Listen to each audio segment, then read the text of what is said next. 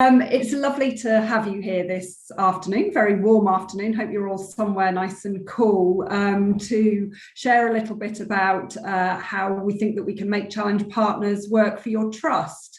And I know that amongst the audience, we've got some people who've got some experience of challenge partners and some who are completely new. So I will go back to first principles, and some of you will already be very familiar with those and might want to multitask at that moment, or you might want to add in as well. And, you know, I'm really happy for this to be as much of a dialogue as you would like to make it, because this is your time is precious, and we want to make sure that the session is as useful as possible to you. So feel free to pop questions in the chat or pop a hand up if you'd like to come in as we go along, and we'll make it a dialogue. I'm Kate Chhatwal. I'm CEO of Challenge Partners, which is a role I've been fortunate to have been doing for 3.5 years now. I absolutely love it. Get to work with some of the best leaders, some of the best trusts and schools across the country. And in fact, I've just come back from a couple of days in Leicester, spending some time with some of our schools and trusts up there, which has been fabulous. I wasn't at the Mead Educational Trust over the last couple of days, but I am joined today by Sarah Ridley, who's the Deputy CEO of the Mead Educational Trust, who's going to, throughout this session, share some of the Mead's experiences of being part of Challenge Partners for far longer than I've been in Challenge Partners, actually. So she'll kind of tell you what it's really like from a peer practitioner point of view as we go along.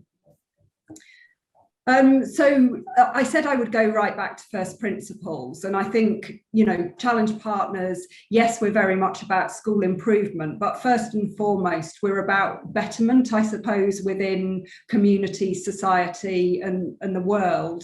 You know, the answer to that question from Michelle Obama about whether we settle for the world as it is or work for something, the world being as we think it should be. We're definitely working for the world as it should be, very much motivated by social justice, as I know many of you will be, and wanting to improve the life chances of children, but particularly the most disadvantaged children. So that's what kind of drives us at the heart, our real kind of drive for social change and societal improvement. And that translates into our mission, as you can see on the left here, around reducing educational inequality and improving the life chances of all children. And we do that particularly through facilitating collaboration, challenge, and professional development amongst practitioners across the system, so that every school and every school community can benefit from the combined wisdom within the system. So really starting from a premise that the answer to most of the challenges that we seek is out there somewhere in the system. We need to identify it and share it so that excellent practice becomes common practice across the system. And our work is underpinned by those 6 values that you can see on the right there. So, you know, excellence for absolutely everyone in the system. And we don't see it as a zero-sum game. We don't see it as, because my school or my trust is getting better, other schools have to get worse. We're very much of the school of, you know, we believe that a rising tide will lift all boats. So we want to see all schools and trusts improving from wherever they are to achieve that real excellence. And actually to do that in a very equitable way, where the pupils, schools and trusts that most need support get that support so that they can achieve. So we're levelling the playing field. As I say, doing that through a combination of collaboration and challenge. And at the bottom there, innovation has absolutely been in our DNA since the start. Obviously, it's come into its own over the last year, where we've had to adapt very quickly, as all of you have, to changing circumstances. And I think the thing that we've really worked on in the last few years is that bit around courageous leadership. So as a large and diverse network working with some of the highest performing schools and trusts, how do we amplify the voices of the practitioners in our network so that they're influencing government policy in the sector around us, not just responding to those things? I'm very visual in my learning, and so I really like this graph really that represents what Challenge Partners is all about in a more visual way. So we are about upwards convergence within the system. So that is about the best continuing to get better, which I think is something that's often neglected, particularly in government policy, at the same time as ensuring that underperformance is tackled with kind of great urgency and rapidity so that everybody moves up, but those who need to move up fastest do so. What we do at Challenge Partners has a really long heritage that goes beyond the 10 years that Challenge Partners has existed, well back into the London Challenge programme, which is where Challenge Partners emerged from, although we're very much a national programme now. And I think, of those 5 principles, it's really critical and sort of integral to who we are as an organisation, that we are very much a practitioner-led organisation. And that's not to say that we have lots of practitioners in the central team. Actually, we've got a very small central team where we have people who are really great at programme management, relationship management, all of those kind of skills, but don't necessarily hold a lot of educational expertise, because actually where we want the educational expertise is in trusts, in schools and in classrooms, where it can really make a difference to life chances. So what that central team does is ensure that that educational expertise that's out there in the system is able to move around the system.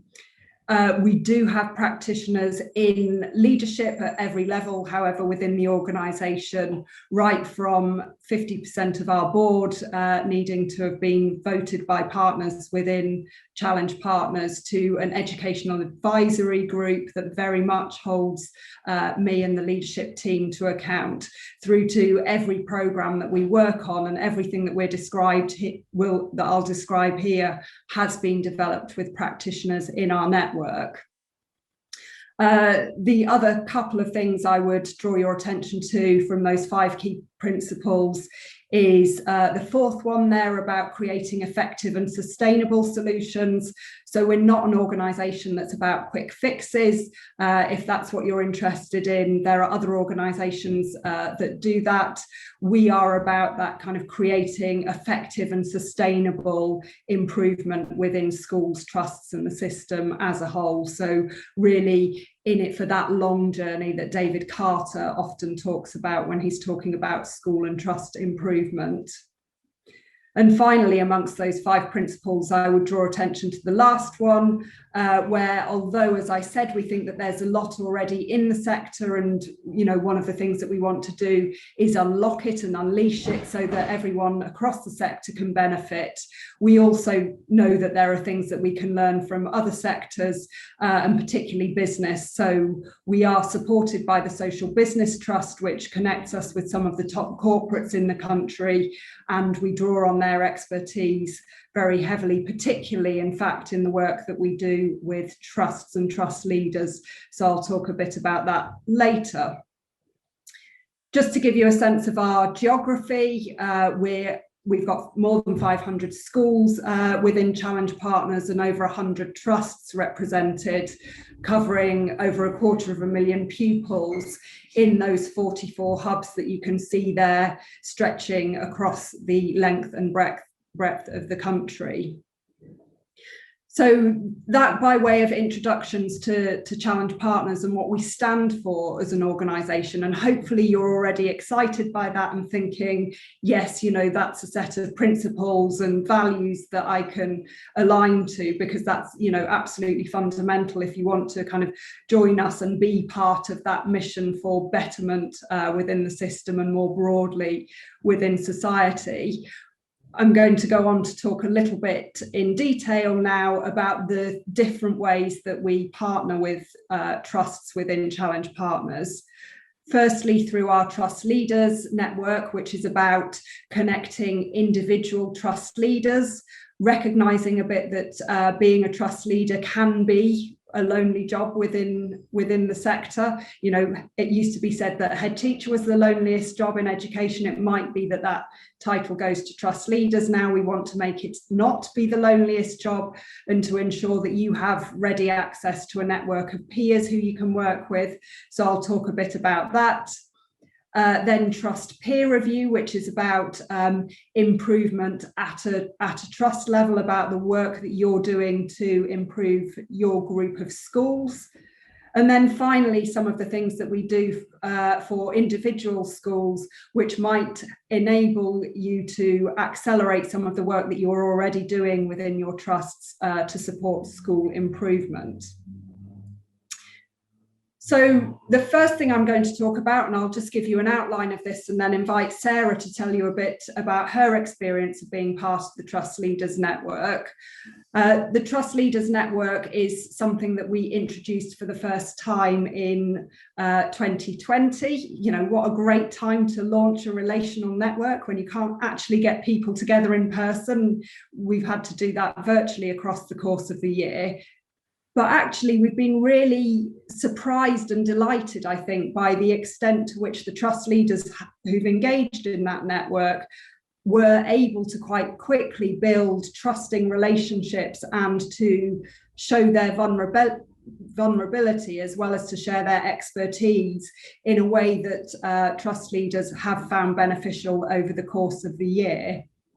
So as it says here, the Trust Leaders Network is intended to be a catalyst for your own personal development as a trust leader, as well as, of course, to support development of your trust more widely. And it does that by bringing together a national network of peers who can share that knowledge and also vulnerabilities to enable you to work together to grow healthy and successful organisations.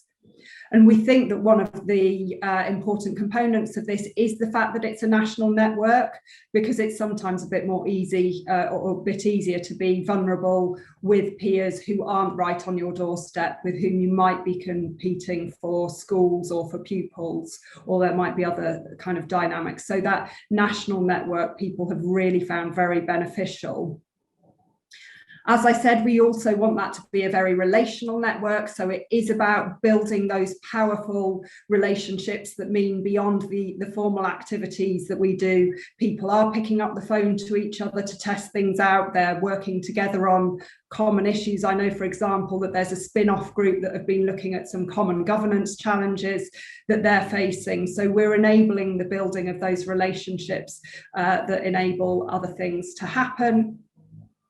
The network's intended also to be flexible, so you can bring in other members of your leadership team to the different sessions where you feel it would be beneficial for their development and for them to be part of the conversation and to get inputs firsthand. And as I've said, that does include stimulus from beyond the education sector. And we haven't managed to have a business visit this year, but we have had a whole series of webinars that have been absolutely fascinating from some of the corporates that we work with through the Social Business Trust. So, for instance, we had a really great session a couple of weeks ago with somebody working on equality, diversity and inclusion for Clifford Chance, talking about what they're doing within the legal sector and their organisation in particular to really drive diversity and inclusion across the organisation with some really practical tools and ideas that could be taken back into the trusts. There have been a whole range of things that we've looked at across the course of the year: communications and marketing, how you build a strong leadership team, how you identify and develop talent. And we've really benefited, I think, from that sector experience. And as I say, the other kind of aspect of this is about amplifying your collective voice. And we've had some really positive dialogue, both with Dominic Harrington, and we've got Baroness Berridge coming along to our conference in a few weeks' time. So things that you can expect in the Trust Leaders Network, kicking off with a two-day leadership residential in the autumn, which we really hope will go ahead this year in person as a chance to kickstart the building of those relationships and trust and give you the space to really think about yourself as a trust leader and your own development, because don't often get a lot of time to do that, some precious time to do that with a group of peers. And then across the course of the year, a programme of structured visits, which we anticipate being a blend of virtual and in person, where the host trust shares some of the things that they're really proud of and doing well, so that you can magpie ideas, as well as sharing some of their challenges that they can ask for the input of the network on to enable them to move forward. Continuation of those termly business webinars, as well as, we hope, an in-person visit to a business to get some real insight into some of the successful things around building different organisational cultures and leadership. You also get the chance in the Trust Leaders Network to train to be a Trust peer reviewer and to join our Trust peer reviewer pool, and I'll come on and talk about that a bit more in a moment, as well as benefiting from that annual conference. So I'm just going to pause for a moment there and invite Sarah to come in just to say a little bit about your experience of the Trust Leaders Network. And also, I'm aware that on the call we've got Michelle, who's also part of the network, who might want to add in as well. Sarah. Okay, thanks, Kate. I'm just wondering whether after a year and a half of lockdown in Leicester, I'm ready to cope with the excitement of a residential. I think it's a slightly overwhelming thought, so I can't wait for that. Okay, I just want to talk generally, first of all, about being part of the network, and then I'll be a bit more specific about the Trust Leaders Network. Firstly, I think for us, it's been an opportunity to work with a group of trusts and schools that have the same ethos as us, and particularly focusing on that social justice aspect of Challenge Partners, in the sense that we are in our trust, as you all are in yours, really aspirational for our community and children, and not just the children, but we're aspirational for Leicester as well. We want Leicester to be a place where people want to come and live and work and stay. We don't want to prepare our young people for a life where they have to move away to seek opportunities. And I think being part of the Challenge Partner Network has enabled us to communicate and to collaborate with people from right across the country who have that same kind of idea and same kind of driver behind them. And central to that is the idea of equity, is particularly with disadvantage, in that we don't treat all of our young people equally. We actually treat some very unequally because we give them a lot more than others to make sure that they are able to participate on an equal footing, but that doesn't mean always to say that they have an equal input. So, and that's been really interesting as well, to work across the country, because the challenges that we face in Leicester are replicated right across the country. And one thing I just want to say is that we know Leicester can do better, and we can do better, so that collaborating with people from parts of the country that are already doing better or on the same journey as us is really powerful to us as a trust, and we get a great deal from that type of collaboration. And that really leads into the idea of innovation through courageous leadership, and this idea of being able to talk to our peers and share ideas. And it has given us the confidence to know that we can make some decisions and run some projects that might be a little bit outside of the box sometimes, but it gives us the courage to do it through that collaboration. So that's sort of like a general kind of reflections on Challenge Partners. And part of the Trust Leadership Network has been, indeed, it is a really lonely job, I think, being a trust leader. And I think it is really important that we give ourselves opportunities to collaborate with other trust leaders across the country. And there are as many different models of trusts as there are, you know, flavors of Walker's crisps. You know, it's endless. And to constantly be testing yourselves up against other models and other ideas and other structures and other everything really is really important. What I would say is that you will get out as much from the network as you're prepared to invest in it. and that it is a two-way partnership, that you have to be prepared, I think, to come to it with a really open mind and be prepared to invest in it, in time and honesty and clarity and openness, and then you reap the reward, because you by opening yourself up and investing in it, you get so much more from it. From the Trust Leader programme this year, it suited me being all online, by the way. I've loved not having to travel everywhere all the time, because I waste so much time getting from places. So that's really suited me, and I've really enjoyed that aspect of it, being able to dip in and out for shorter periods of time. But what it has enabled me to do is take back ideas and thoughts, different experiences to our executive team as a whole, and we've been able to discuss different things that have then been filtered through either to the operational side or the educational side. It's really been right across the piece, and you know, we've been able to signpost different people to different trusts and different schools where we think that there is a particular idea that we're really interested in.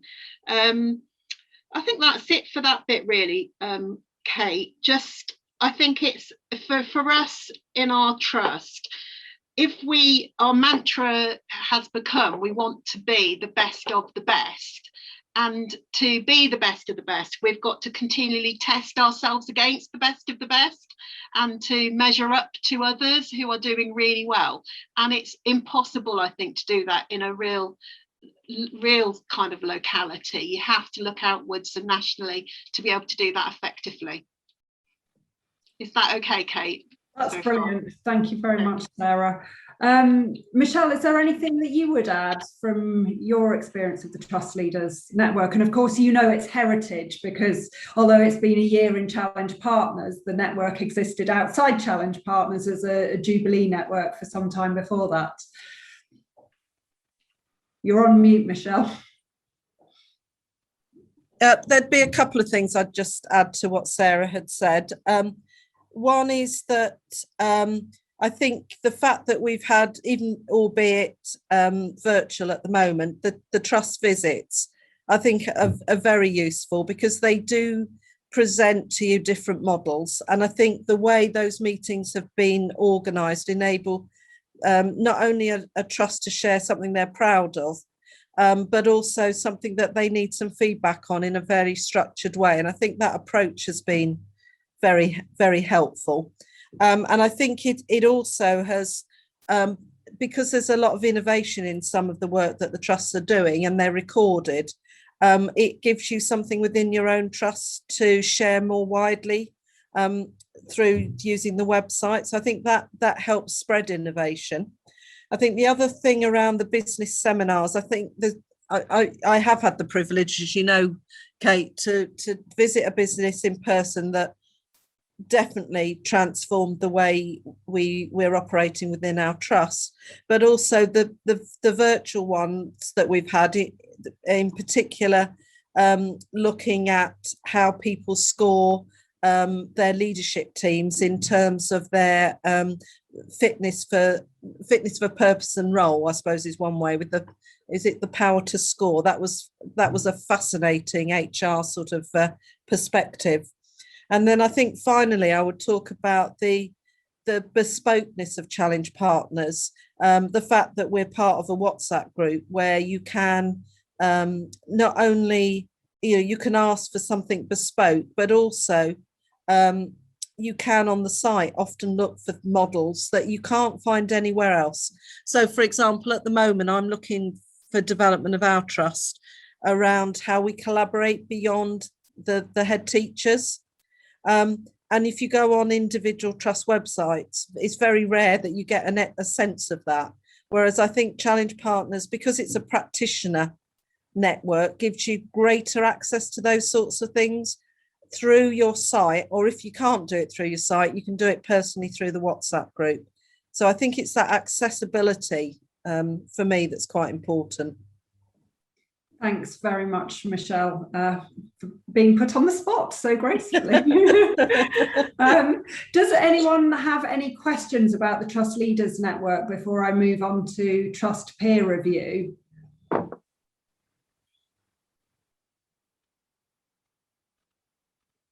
All quiet for now. If you do think of anything, just pop something in the chat. And as I say, we're very happy for you to come off mute as well and join the discussion. So what I'll go on to now is talking a little bit about our Trust Peer Review, which is the second of the 3 different ways in which we work with trusts. And in some ways, this is a slightly backwards presentation because our school reviews came first and have a very long heritage within Challenge Partners, and are often what Challenge Partners is thought of first and foremost for. So 10 years of experience of doing school reviews. We've only been doing Trust Peer Reviews since 2018-19, and obviously there's been a bit of an interregnum as well over the last 15 months or so.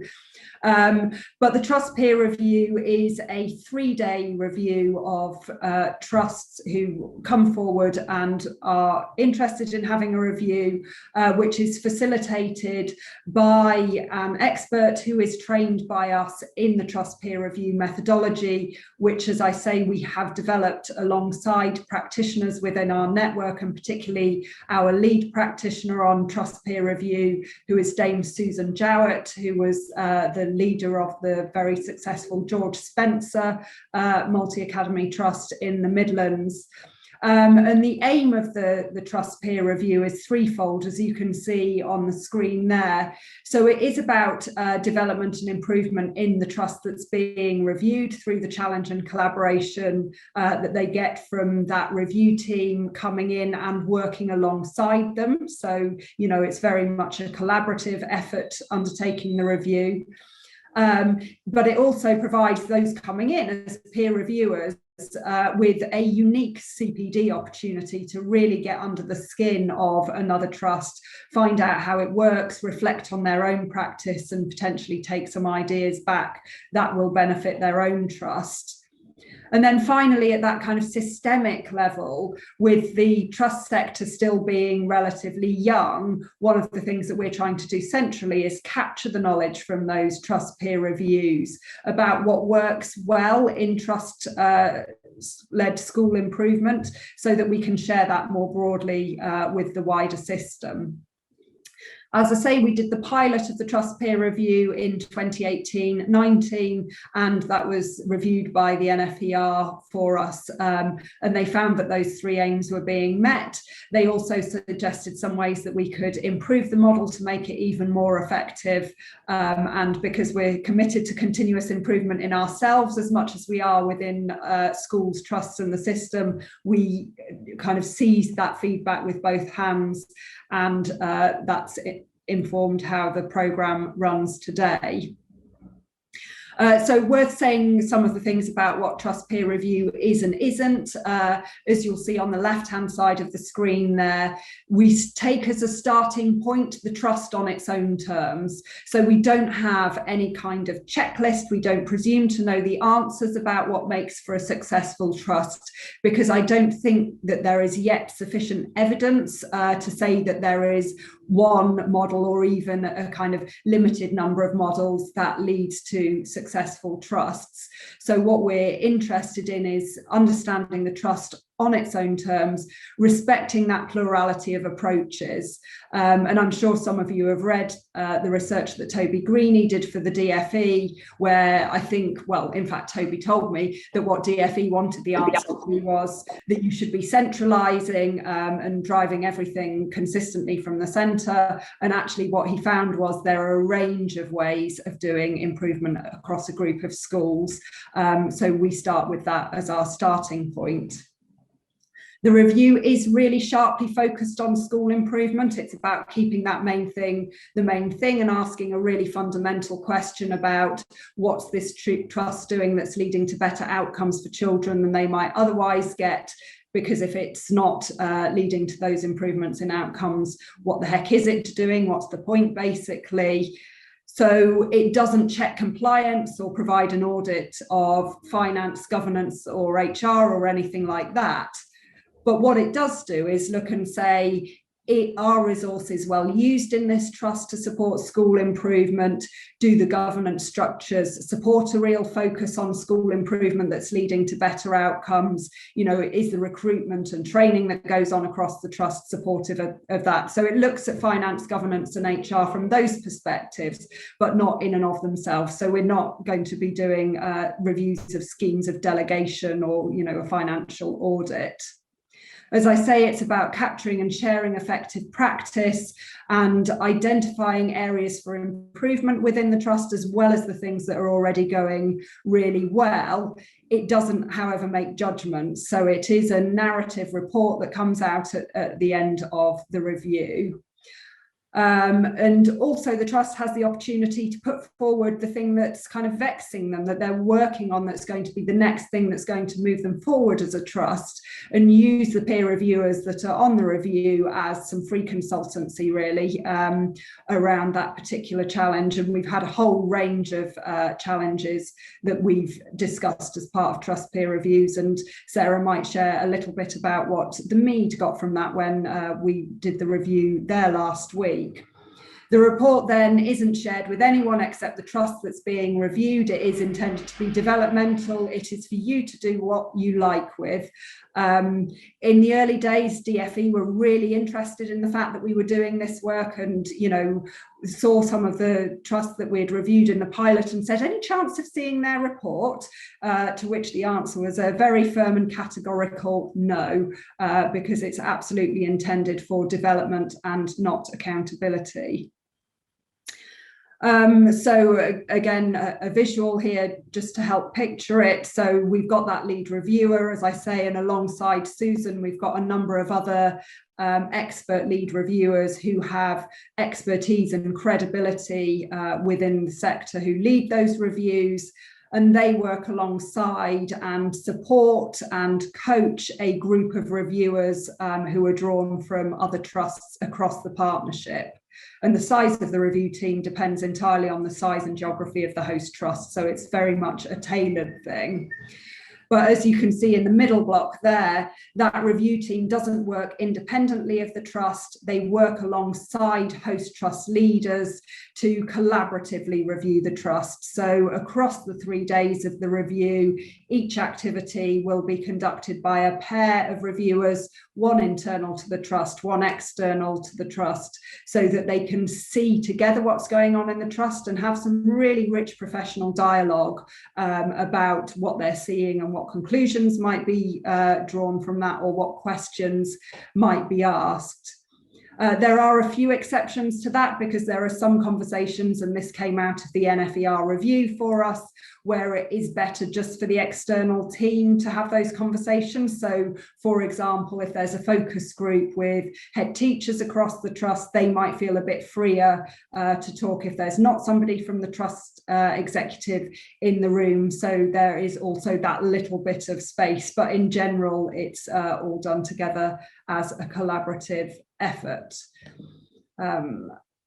I've just noticed something in the chat, but it's just a reminder from Johnny to put questions in the chat. And then the final aspect there is that at the end of this, as well as having a very in-depth discussion on the final day about the feedback from the review, that's all captured in a review report, which captures the strengths of the trust as well as areas for further consideration. And that covers a whole range of headings, that report, from leadership, what the school improvement strategy is, how the trust is supporting recovery is a really big theme within the report at the moment, and a whole range of things that will give insight on how your trust is doing. So at that moment, I'm going to pause again and hand over to Sarah just to talk about a very fresh experience of trust peer review.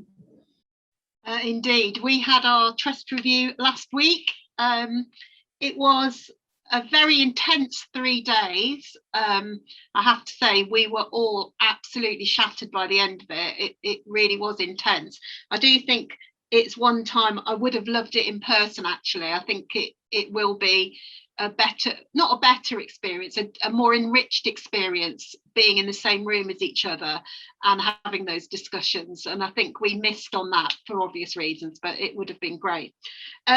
So what did we as a trust get from the review? I mean, it gave us 3 days in which we stopped and had the space to purely look at school improvement and only talk about school improvement. And we've certainly never done that before, where we haven't got distracted by 101 other things that are going on in terms of operational things. But so it really gave us a wonderful opportunity to do that. It also gave us the opportunity to plan for the review. And because several of us on our central team are trained reviewers, we knew the framework well through our own training that we'd done. And Carolyn, our CEO, had also done one of the pilot reviews last year. So we wanted to plan for the review to get as much as we possibly could out of it, and to make sure that we were sharing a wide range of activities, a wide range of stakeholders, so that we truly got the largest range of opinions and viewpoints that we could possibly get. So we wanted to plan that really carefully. And just as when you plan for an Ofsted in an individual school, part of that planning preparation, you're almost doing the review during that process as well, because you're gathering the information, you're preparing to be questioned, you're preparing to be challenged. So you're already thinking about it and getting ready for it mentally, and already right from that beginning stage of, well, what do we want this to look like in terms of organisation? We were already thinking, oh, that would work, this would work. So we're already challenging ourselves. So the review was really wonderful in terms of giving us the space, but also the time to prepare for it as well was important. It is a peer review. It's not an Ofsted.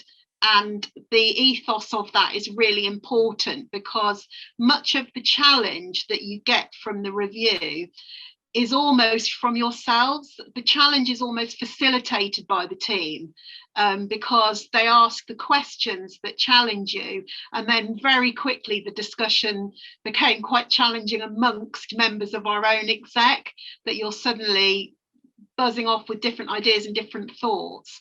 So, and I think that's really important, and what's so powerful about the experience, that because it's not judgmental, it's not challenging in a judgment sense, it's challenging in a thinking sense and an understanding sense, and acknowledgement of what, acknowledging what you're doing really well, but also what you need to do in the next step. So that's really important to understand the difference, I think, in the process.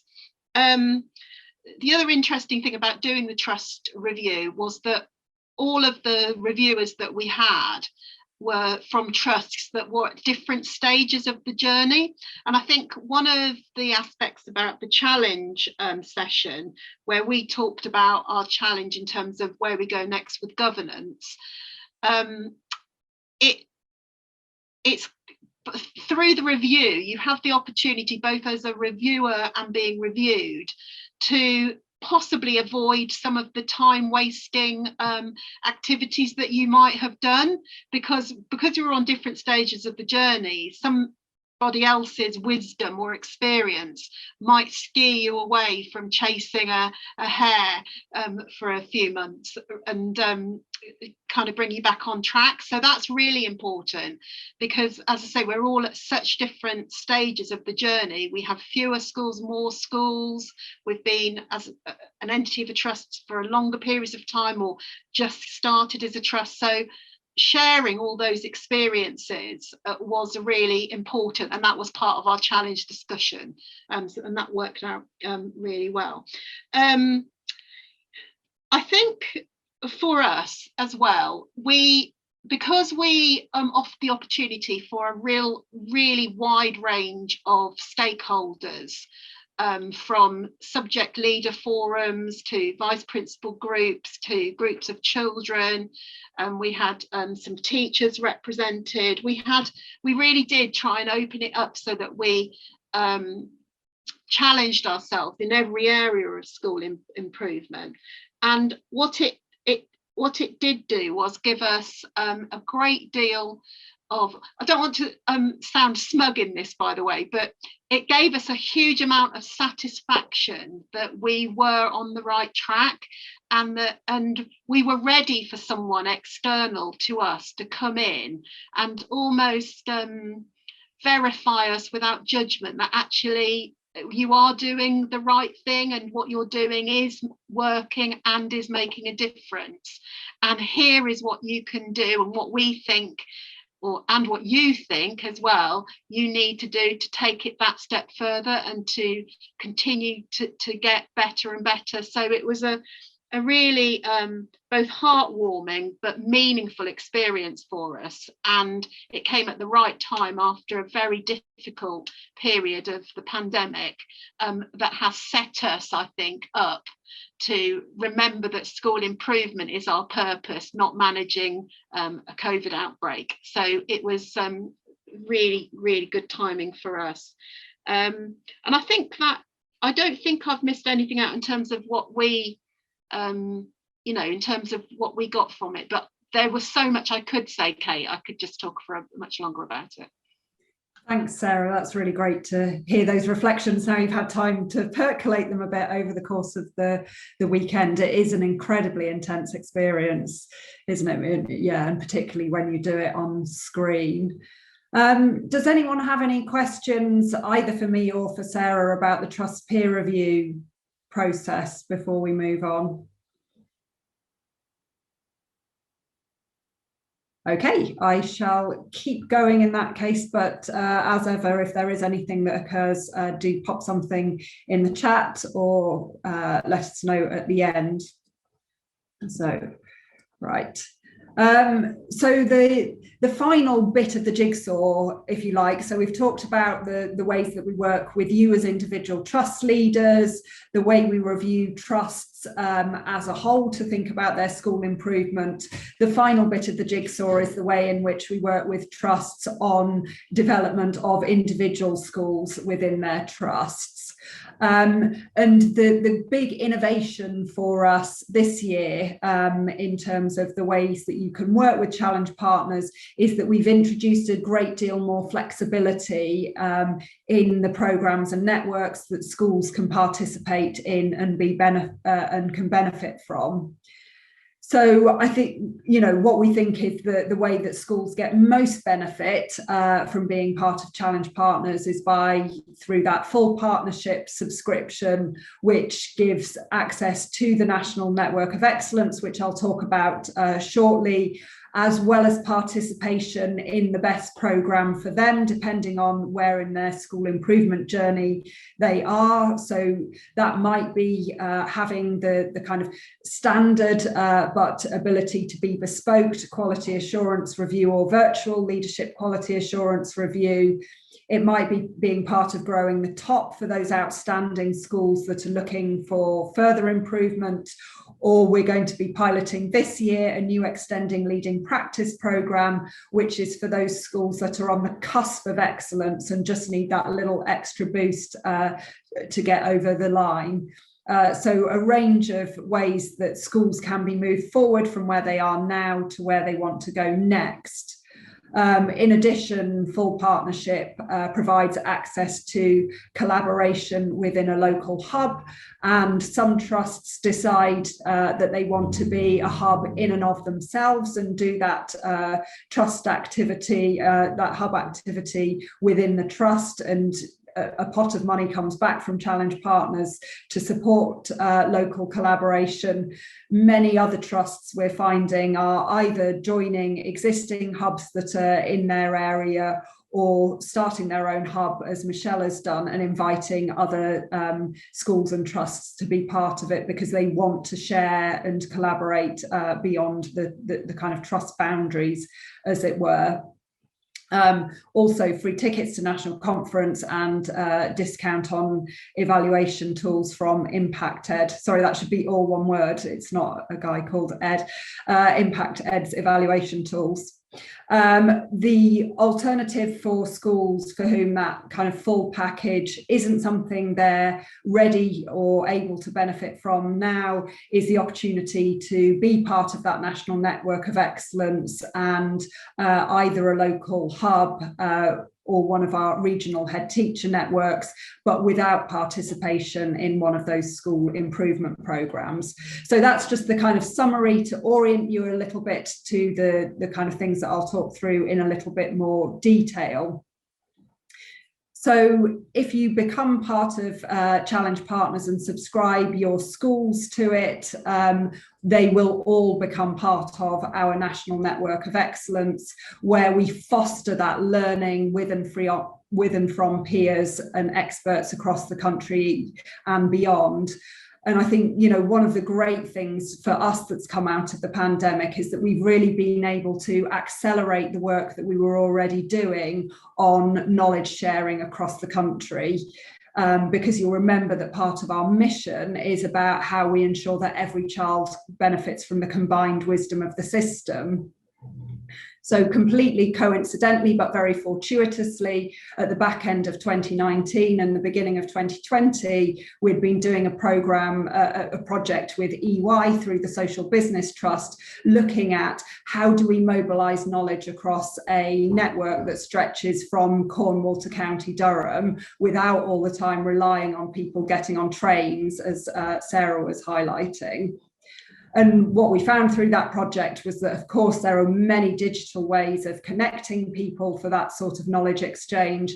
But the thing we were scratching our head about was, well, how do we get the generation of school leaders that we're working with currently on board with using some of these digital tools that maybe they haven't grown up with in the way that some of our young teachers have. And lo and behold, you know, overnight, we all had to get on board with Zoom, Teams, Google Docs, you name it. So that's really accelerated the ability to share practice across the network very quickly.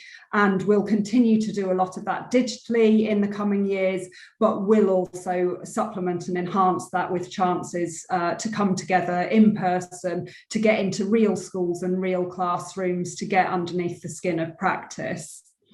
So the first thing there is those kind of sharing leading practice events. So through our school quality assurance review process, we identify and accredit areas of excellent practice. So we then ask the schools that have that excellent practice to share it more widely across the network, sharing that through webinars.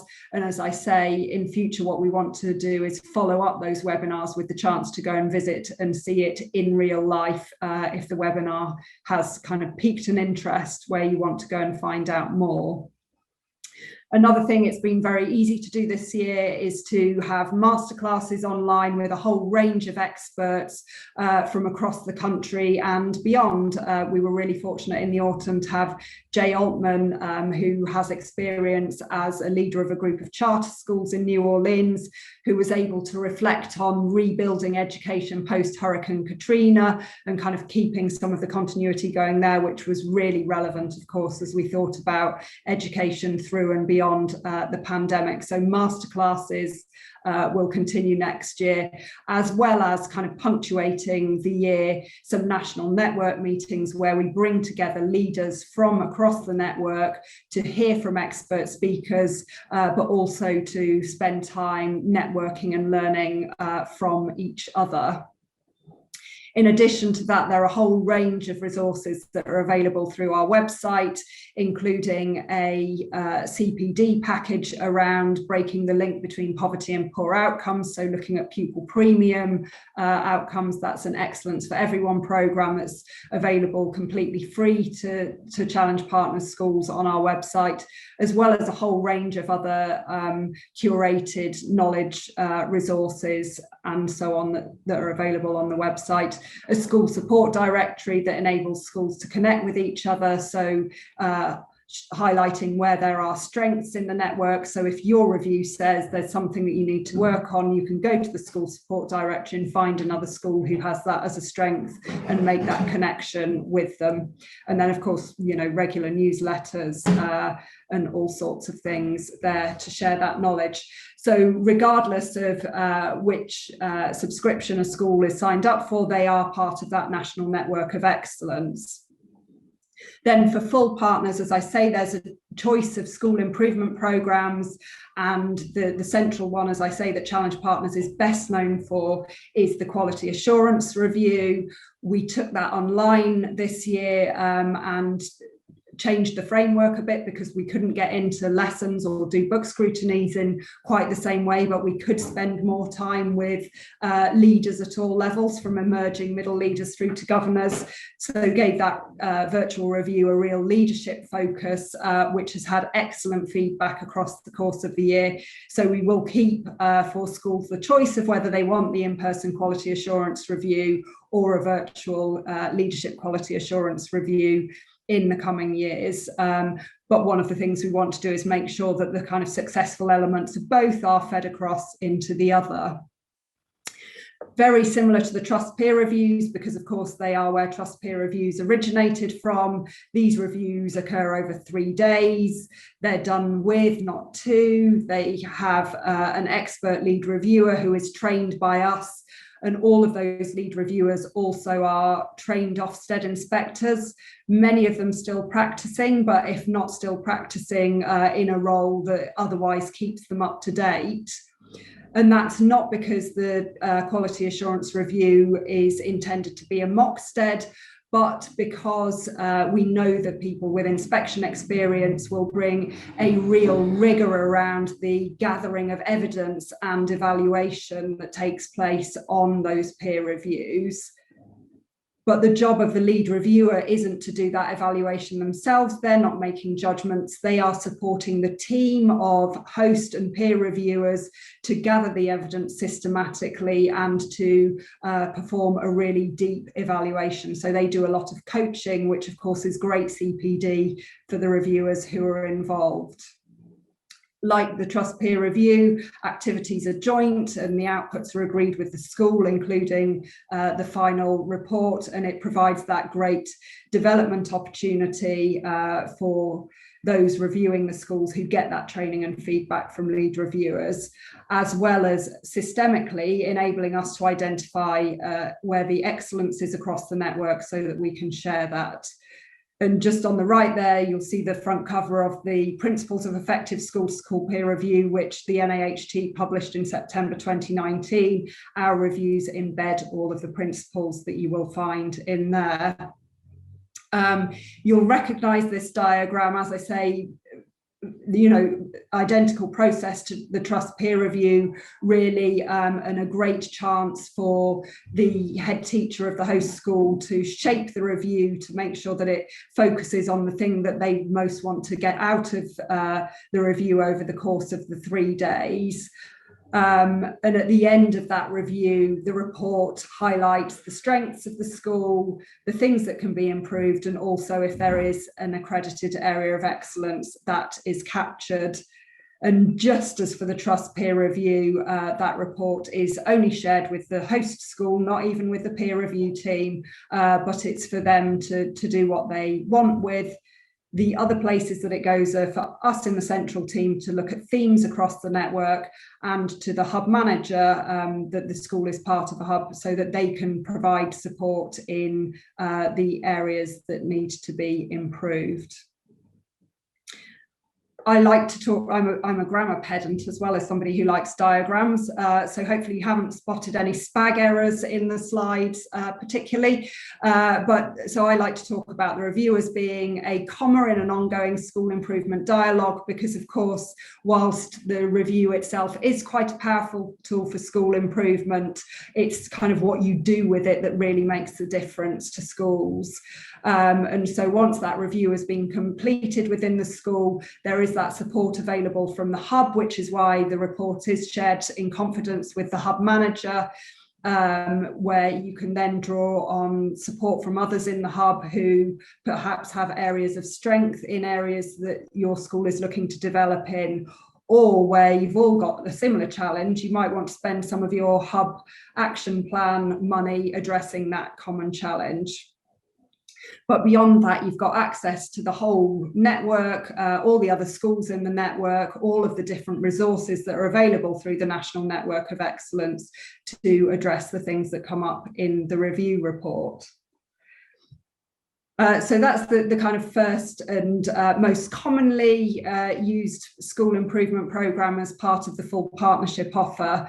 The second one, which we piloted a few years ago now and have had independently reviewed, is the Growing the Top Standout Schools programme, which is for outstanding schools that are looking to push the boundaries of excellent performance. And you'll see on the right-hand side that chart that I spoke to at the beginning. And what we know is that quite often in the system, the highest performing schools are looked to provide support and capacity for other schools looking to improve. They're not often given the stimulation, encouragement and time to think about their own further improvement. And so the Growing the Top programme is very much designed to do that. It's a space for high performing schools to think together about what next for them. So schools taking part in that programme work together in trios to share the things that they're doing well, but also to look at the systemic challenges that they are each facing through a series of facilitated visits. And that gives the schools some input into how they can move forward. That's then supplemented by stimulus from a range of other sectors, including HE, independent schools, and again, business, to think about where else they might take inspiration to move forward. And again, I think with the kind of opportunities presented by working digitally, the other thing that we want to bring into this programme is the chance to learn more from schools in other jurisdictions. Because, you know, if you're already high performing, where do you look for your next bit of inspiration? And of course, other sectors is one place, but other jurisdictions might be another. You do have the chance, if you're a school taking part in Growing the Top, to do that as well as or instead of a quality assurance review. As I say, the programme was independently evaluated by Dr. Peter Matthews of the IOE and Roisin Killick a couple of years ago, and they found that that was a highly successful programme, both in transferring knowledge between the schools that were participating and creating an effective learning network between them so that they could kind of tackle some of those difficult issues and systemic challenges, but also enabled us to capture some knowledge about effective practice in high performing schools to share beyond that, and that's included in that report. The third programme then, which I mentioned as a pilot for next year and is only open to schools that have had a quality assurance review in the past, is a new programme that we are developing with practitioners in our network to shift those stubbornly good schools over the line into achieving excellence. It will draw on many of the same principles as the Growing the Top programme, but what we're envisaging as being part of it is a joint practice development programme that the schools in the trio will work on together to improve an area of practice that they are all interested in developing. There's some kind of bullet points there about what the programme looks like. As I say, it's still in development with our practitioners and will be piloted over the course of next year and tweaked as appropriate before being made available more widely. So those were the 3 school improvement programmes. You'll remember that as part of full partnership, there's also that opportunity to participate and collaborate in a hub, which might be the trust being its own hub, or might be participation in another local hub.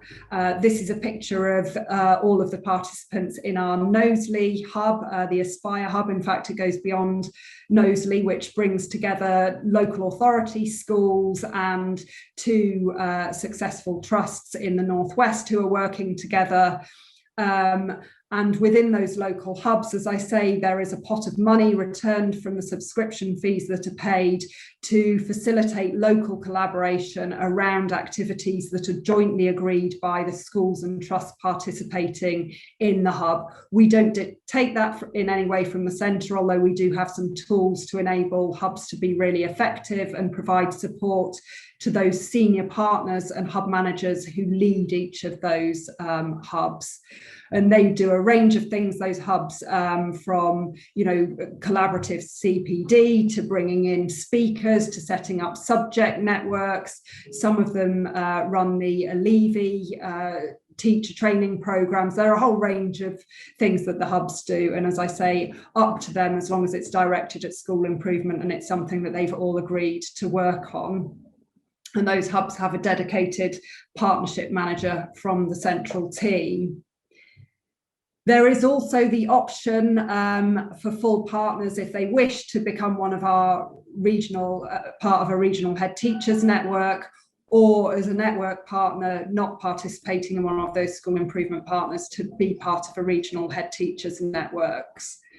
And these networks, again, have a really long heritage, but not in Challenge Partners, actually. They were incubated and developed by Catherine Balash, who's on the call here, in another organisation, but became part of Challenge Partners a couple of years ago.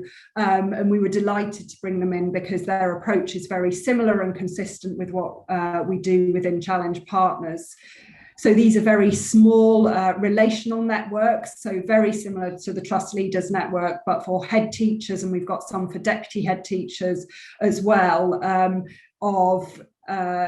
coming from similar sized schools within the same phase.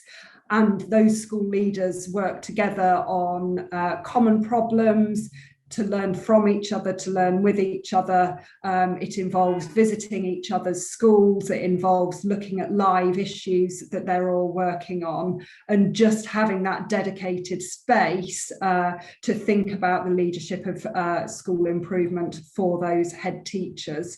So a really powerful alternative to local hubs for head teachers. So before I move on to the final bit, which is just around some of the pricing and practicalities, I'm just going to invite Sarah again to come in and just talk a little bit about the way that Challenge Partners has supported the improvement and development of individual schools within TMET. Thanks, Kate. I mean, you've done such a thorough job of explaining all the different aspects. I won't touch on that at all. I'll just talk about how we use that at our trust. It's an expectation, in fact, a requirement for any school that joins our trust to become members of Challenge Partners, and we pay for that centrally from our top slice, so that all schools are part of the network, and it's really central to our school improvement framework and our school improvement model right across the piece. It's our one opportunity each year to have an independent, quality assured visit and review to all of our schools. So it's part of our QA process, and we report that back to trustees. We do try to not overburden our schools with constant quality reviews and visits and constant monitoring. So we do expect our schools to fully engage with the yearly review, because it is our way of being able to independently judge how well our schools are doing, and how that marries up to what we're thinking as well.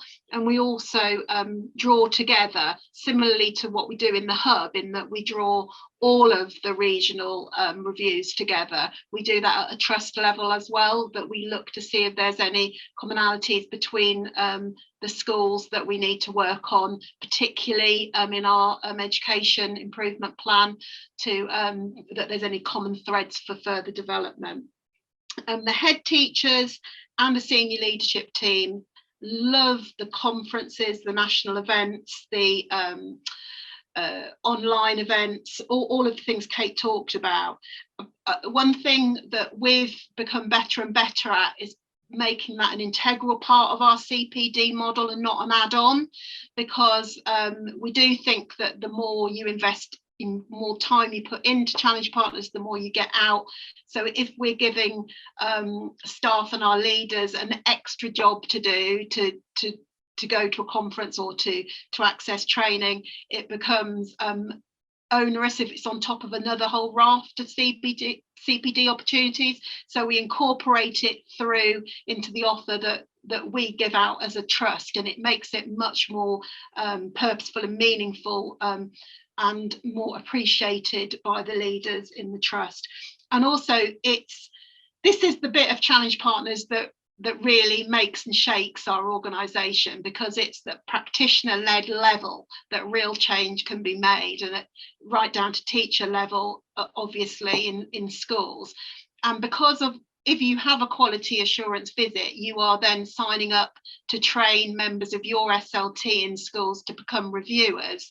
That becomes really powerful, and that's where I think if we asked any of our leaders in the trust, that they get more from doing reviews than being reviewed, because similarly to what I was describing, as part of the preparation for a review, you almost review yourself as part of the process, but going out to do a review, you're opening your mind and seeing all sorts of different things, different ideas, different challenges that they bring back into their schools, and it gives them great confidence.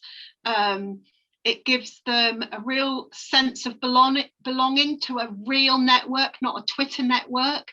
And it gives them a feeling that they are really making a difference. And that's definitely true within the hub network, particularly because we expect all of our schools to deliver at some point or other across the year to our hub, so that they are challenging themselves, showing their good practice, but also living this mantra that you're constantly challenging yourself and measuring yourself up against others. So you're seeking an improvement into your school. And it's I think the power of it for us is that everybody from the CEO down to an NQT is part of the same network and is part of the same drive towards school improvement, and access the same conferences and the same speakers. And it gives a real sense of equality and equity across the trust, really, in that everybody's valued and can get something from the network. And I've made lots of notes, and I probably haven't spoken to all of them, but I think that is it in a nutshell. Kate. Thanks, Sarah. And just picking up on that hub, of course, you know, you're a trust who's decided to go well beyond your own trust, and you lead the East Midlands South hub, but you've got a whole range of trusts actually represented, as well as some standalone schools. So what are the benefits do you see of doing that? You know, because you could have chosen just to be a TMET hub, because there's quite a number of you. Yeah, I mean, just for what I've already said, that we constantly want to find out what's going on in our area and in our locality, and also challenge ourselves and not just become this insular kind of group of schools. And also, again, it comes back to that ideal of that we want the best for Leicester and Leicestershire and the South East Midlands hub, and that our priority is for all young people in that area, not just our own. So we want to know what other trusts and other schools are doing in our area, because we want to make sure we're doing equally as much as they are. So that we're giving our young people the same offer. So in all sorts of ways. This Friday we had a hub meeting that particularly talked about diversity in the curriculum for, and I don't know if you were at that presentation, Kate, for one of our vice principals presented, and he talked about how he had developed the curriculum in terms of diversity at one of our primaries. And from that, we've already got a meeting up with one of the other schools from another trust within our hub that has already done some similar work, but has sort of taken it one step further, that we want to meet up with and find out what they've been doing so that we can replicate it. So yeah, it always gives you new ideas and new challenges. Fabulous. Thanks very much, Sarah. And I think you're being very modest, because obviously there's so much excellence within TMET, and I know that you're very generous in sharing that, not just locally, but beyond across the network. So, you know, you're both through your hub giving, but obviously still getting things back that are kind of beneficial to your own next steps. And that presentation was absolutely excellent. And I must share, in fact, on Twitter, the excellent canon of literature that's supporting diversity across the curriculum at that school. So thank you very much for that. I'm about to move on just to the final bits of nuts and bolts around pricing and discounts and next steps. Are there any questions before I move on to that? Thanks very much, Michelle, for coming along. I see a few people have dropped off. You see, we've got so much to say that we are going to take close to the full hour and a half. I will move on then, in that case, just to the pricing and discounts, which you can see on this slide, and we will send out the further information after this session. But broadly, what the next step is, if you would like to be part of Challenge Partners, and what it is that we're trying to achieve around you know, improvement of schools and society more broadly, is that you can put together a package that suits you and your trust, drawing on all of the elements that I've spoken about, whether for yourself as a trust leader within the Trust Leaders Network, for the trust as a whole through trust peer review, or any of those individual school level opportunities. You can select what would work best for you, and the price of each of those individual elements is on the slide here. But what we'll do is, if you tell us what you're interested in, we'll calculate the cost of the package and apply some discounts that you can see there at the bottom. So we do offer discounts for trusts where they're spending more than £20,000 in total. Go beyond that to 25,000, you get complimentary participation in the Trust Leaders Network. And there are also discounts for multi-year subscriptions. So you don't need to do the maths, we'll do that for you. And that's a kind of starting point for a discussion really about how to put together a package that works best for your trust. And thank you very much, Linda, for joining us. We'll follow up. So that's the pricing and discounts there for you. And then just on next steps, we'll send out the resources and information reference today. And if you complete your unique trust subscription form that I've just mentioned, we'll generate a quotation for you, usually within 7 days, and can talk to you about what would work best for your trust. We do encourage you to sign up by the 30th of June. There are benefits to doing that, particularly if you are signing up schools for the Quality Assurance Review programme, because you get the best choice of dates available. And there are some further sessions that you can see on the slide there that will provide further detail on some of the things I've just talked through briefly. Finally, there are some opportunities for you to get involved now. We'd love you to come and see for yourself some of the things that we've talked about, and you can see there some of the ways that you can do that. And as I can see people are dropping off, I won't talk well, hopefully not dropping off sleep, dropping off the call. I will send those further information around for you, but we'd love you to join us at our final national network meeting of the year, or our Trust Leaders Conference, or take a look at some of the things that are on our website. So I guess finally, want to come back to bookending with some great quotes. I think what really drives us at Challenge Partners, and by us I mean the whole network, all of the schools and trusts, because we don't think of Challenge Partners just as the 20 of us in the central team. It is every school, trust and leader that we work with. What drives us is this belief that better is possible, regardless of starting point.